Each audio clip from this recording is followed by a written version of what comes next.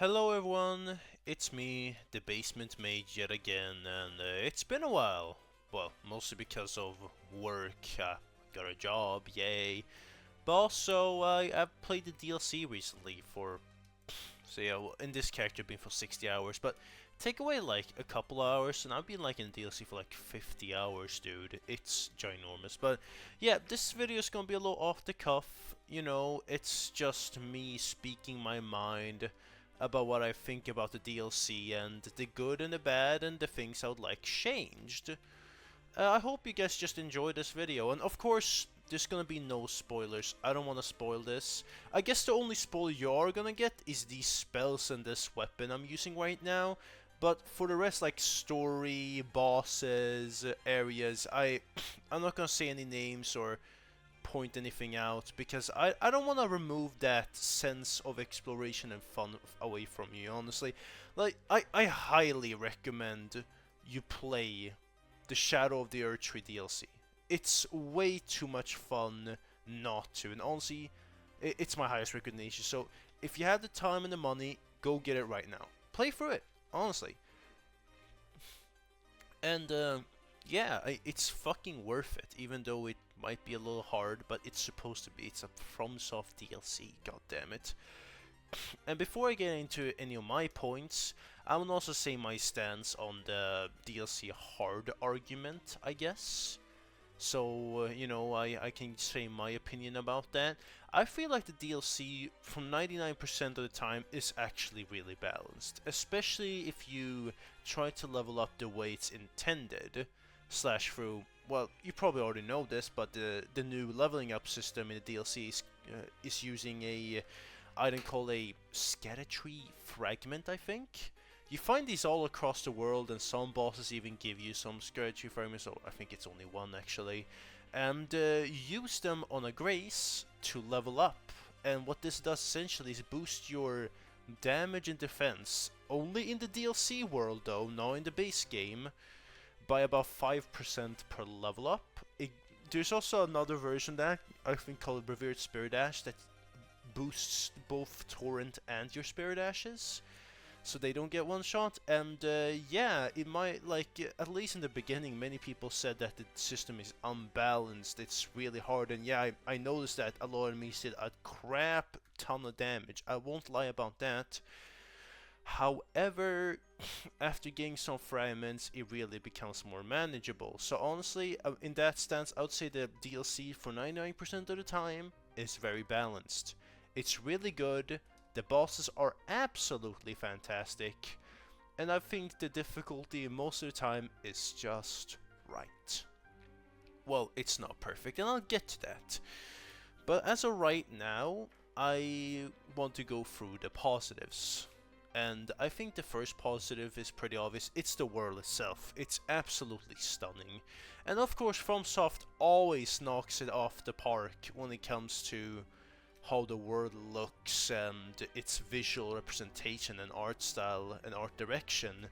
But it's even more present here. There's so many areas that are different to each other. There's so many different, like, fucking legacy dungeons. So many new enemies. Like, it gives a completely different vibe, and also you really do feel like you're in a whole different game when you play Shadow of the Erdtree. It feels so different, and it gives a completely fresh experience. Another really fun thing I liked is the story. I'm not gonna say anything about the story because, once again, no spoilers.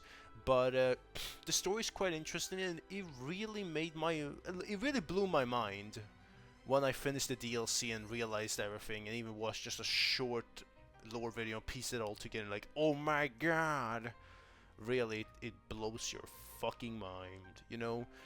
And another good thing, I think I already mentioned, is good bosses. The bosses are really fun. I love them, and yes, they are very hard and difficult, but they're supposed to be. Like, Artorias was never easy. Fume Knight Ivory King was never easy. Or Sin either. Slave Knight Gale was never fucking easy, so wasn't Freed, and same goes here. Yeah, it's really, really fucking hard, they're really aggressive and have big combos, but once you learn them, you master them, they become, they become a really fun boss. It becomes a fun dance, It's not as unfair as you think. Is it communicated the best once you enter DLC? Maybe not, but once you get them, you really start to fucking love them, let me tell you that much. However, wait, oh, yeah, of course, I forgot to say, the difficulty is also good. I think it's a good thing, honestly. The difficulty is good, because it gives you, once again, a fresh experience. It's fun, and you feel like, if I would describe the difficulty, if you ever play Terraria, it's like entering hard mode. Like, in Terraria, you have pre-hard mode, which is essentially the first part of the game. You get very powerful by the end of it. You defeat the boss, like, that's in the middle of the game, the Wall of Flesh. And after that, you enter pre-hard mode. You feel like you just start again because everything hits super hard, everything's hard. So now you're in hard mode. That's kind of how it feels like. And honestly, I kind of like that because it feels like you're trying to build up your character and progress like you did for the first time when you ever, well, played the game. And that's a good thing. There's also a whole lot of new content, new weapons, new armors, which you can see in new armor I have right now. There's new Ashes of War, new spells, there's a lot of new shit, and I love that. It's really, really good, and it feels like you can explore and get new shit for hours on end. And that's a really good thing.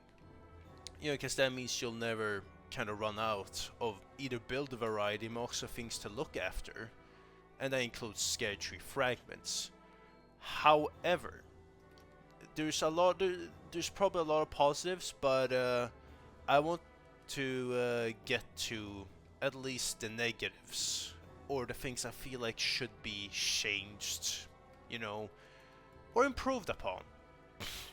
Just my opinion, once again, I'm not saying if you think differently you're wrong, it's just what I think personally. I think the first, okay, you know, Margaret is being really fucking loud. You might not hear this, but, like, Margaret, shut the hell up. Okay, but essentially, oh, that's Melon. God damn it, man, I forgot about this. Holy shit. No, no, no, no, no, no, no, no, no. You shut up, shut. Okay, but to what I want to say, I think my first negative is that the world, while it's really large and I like that, it's sometimes, like, probably on new playthroughs, it's gonna feel very large. And this is already an issue within Elden Ring. You know, it's already somewhat of an issue. But here it just increases that issue. And I don't know how interconnected the world is. You can skip some bosses to new areas, of course. But going through the world is gonna take a while. And having this DLC not change that in any way, it's just gonna make the world bigger, and each playthrough is gonna be longer, it's gonna take more time, and some will find that tedious. Some love that, some love a really large world to get lost in, but I think for most people, it's probably seen as a downside. And it's not just it takes too long, you know, it's a big world, but on each playthrough, you know how I mentioned the Scare Tree fragments? It's your new level up system. Every single playthrough, you're gonna have to, like, new playthrough, on New Game Plus, actually, you kind of retain your upgrades, I think. If I'm wrong, just, you can tell me in the comments, but if I got it right, in the DLC, like, the Scare Tree upgrades, they're kind of seen as golden seeds. So, when you upgrade, you kind of retain them for New Game Plus. And if that's the case, then okay, New Game Plus cycles is not going to be too bad. But on New Game, at least, when you're doing a whole fresh playthrough, whole new character, it's probably going to feel like it takes ages to collect at least the majority of the fragments. Or at least, like, to a higher level. Especially if you're going to have to look for every nook and cranny, the hidden fragments, the fragments within Legacy dungeons that you missed. Or you have to probably look at the wiki. It's just a bit too much, in my opinion, you know? You're gonna have to play every single playthrough, and that kinda takes away some of the excitement for the DLC, because, well, now you're gonna have to do all that again and again and again and again and again and again. And I don't know how excited I'm for that, at least. There is a solution, of course. My solution to this Scare Tree problem, the big world, at least when it comes to collecting these Scare Tree fragments, I would suggest, at the later point of the game, that you put an item, like at the late game, by the end of the DLC, you put an item that kinda points you to where the remaining fragments might be in the world. Yeah, you know, it's like, oh, it's like Skyrim, you're trying to make it too easy to navigate, but at the same time, I don't think most people want to look through hours and hours on end just to find the last 3 fragments. You know, that's a bit much in my opinion. So having an item like that would be very, very beneficial. I also feel like another way to make you know, you engage more the world and make it less tedious is make bosses drop fragments. I really liked when one of the bosses in the DLC dropped 3 fragments. I think that's pretty awesome. And also, I feel like every boss should drop from 1 to 2 fragments, because it would incentivize you going around the world, killing as many bosses or optional bosses as you possibly can. It would also encourage you to get stronger, to really see everything. And it would feel like you were getting strong after killing each boss other than level ups, because level ups don't matter too much in the DLC. Because yeah, if they don't bring it, also if they scale up your weapon, of course they're gonna matter, but most of the time it doesn't do much of a difference. You know, the fragments are more important. So having a fragment drop after every boss would be an awesome idea. Or well, that's what I think at least. Now, another thing that I feel like should be addressed about the DLC that I like to criticize is that, at least for quest lines, I feel like some quest lines are just a bit too frail, or they're really gimmicky. Like, there was one quest line where I could fight or help either 2 NPCs, you know how you help Millicent by the end of like assisting or fighting her, you know? But the thing is, I entered one of the main boss's room. I didn't even defeat the boss, I just entered the boss room, and the questline broke. There was another, like, character, or another NPC. You kill an enemy that looks like an enemy, right? And the enemy, and then that NPC aggroes. The questline broke. You know, it's like, it happens too often. There was many other instances like, oh, you went to this area without knowing, the questline broke. You fought this enemy, the questline broke. You just entered the fucking boss room, or near the boss room, the questline broke. Like, I feel like the questlines in the DLC is just so frail. Like, god damn, dude, the base game questlines are so lenient in comparison to the questlines in the DLC, I have to say. And I feel like FromSoft should make new ways to enter that questline without breaking constantly. Like, please, FromSoft, do. And then another criticism I do have is that the balancing of weapons, like, yeah, there's a ton of weapons, right? But I feel like some weapons are just kind of redundant. It's like, okay, I will not say exactly what weapon, but let's say there's a weapon in the base game that's rather lackluster, has a normal ass like weapon skill that you can't change, right? Well, instead of changing that weapon's weapon art and making it interesting, the DLC opts for just adding a duplicate of that weapon with exact same scaling with just another weapon art that's better. So like, yeah, here's the weapon but better. But like, I'd rather have you improve the original weapon, make that one more interesting than just adding a duplicate, which I have to go for a DLC for. I don't know, like, there's a lot of new weapons, but I feel like so many of those weapons were duplicates. The heck, there's even a case where a boss weapon drops 2 duplicates, except the Asher War is different. I will not say what boss, but it does happen, and that's a little weird in my opinion. I feel like that should be definitely addressed. Another balancing issue that I have is that I feel like some spells are absolutely god tier, but then we have other spells that are absolutely terrible. Like, let's take Roll of Regalia, for example. I was so excited for this spell once I got it at first time. When I saw it in the trailer, I was so happy. But then when I found out what it does, look at this. This might look impressive, but this is on New Game Plus. It doesn't do much damage at all. It doesn't have any hyper armor. It doesn't do much poise damage, and it takes real long for that last hit and you can get interrupted. Honestly, like, and it's not just this spell. There's so many spells in DLCs, or at least most incantations for some reason.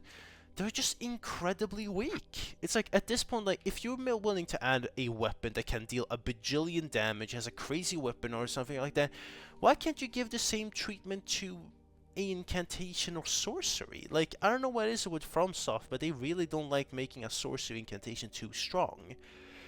Heck, even one of the strongest ones didn't do much at the end. And there's many spells that have that same issue.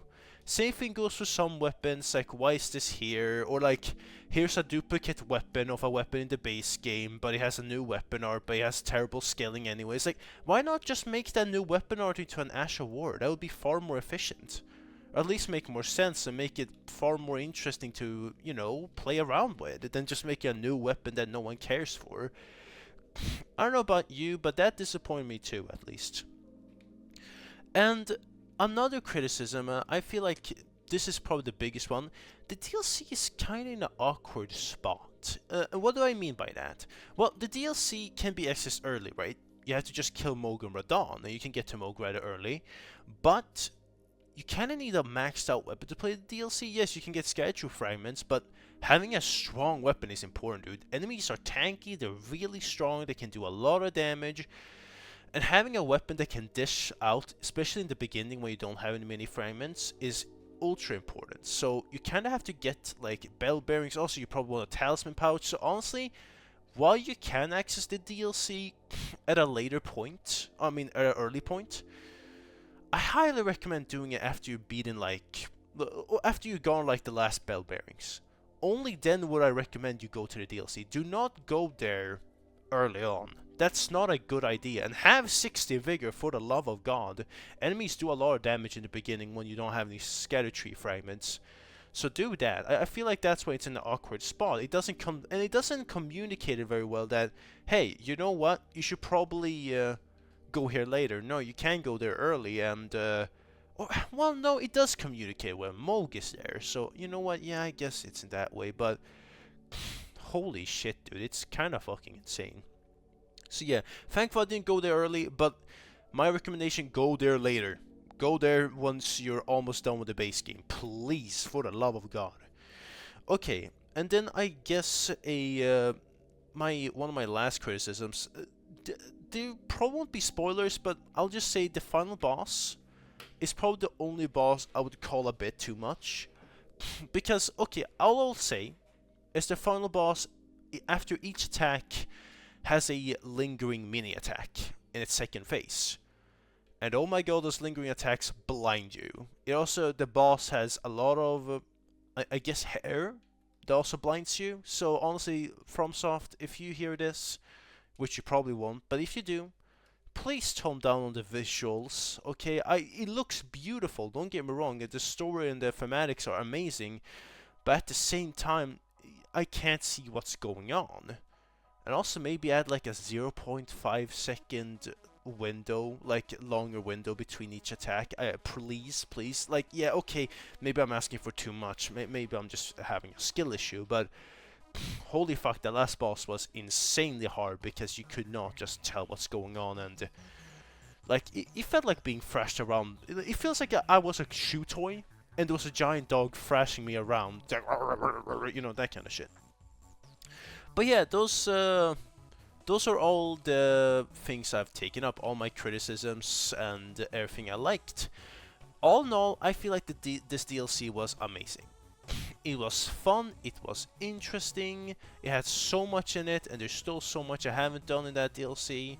You know, I just realized, fuck, there's a lot of weapons I missed and questlines I fucked up, so hey, New Game Plus is here for a reason. But I feel like this DLC is really worth playing. It is amazing. Does it have flaws? Definitely. Does FromSoft need to balance and improve some things? Oh yeah, they certainly have to. But it doesn't mean the DLC is bad. In fact, I would say it's amazing. And Elden Ring is my favorite game of all time, and this is probably gonna take a while for any of these issues to get fixed, and I don't know if FromSoft's gonna care that much, but if they do, that would be lovely. Well, that's about everything. Go play the DLC, please. It's fucking worth it. I really mean it. Okay, it is so worth. It is so fun. It has so much in it, and I think you're gonna love it. Just keep in mind, take those fragments, level yourself up, get stronger, do it later in the game, and expect bosses to be hard, especially the last one. Well, I'll be seeing ya. Bye!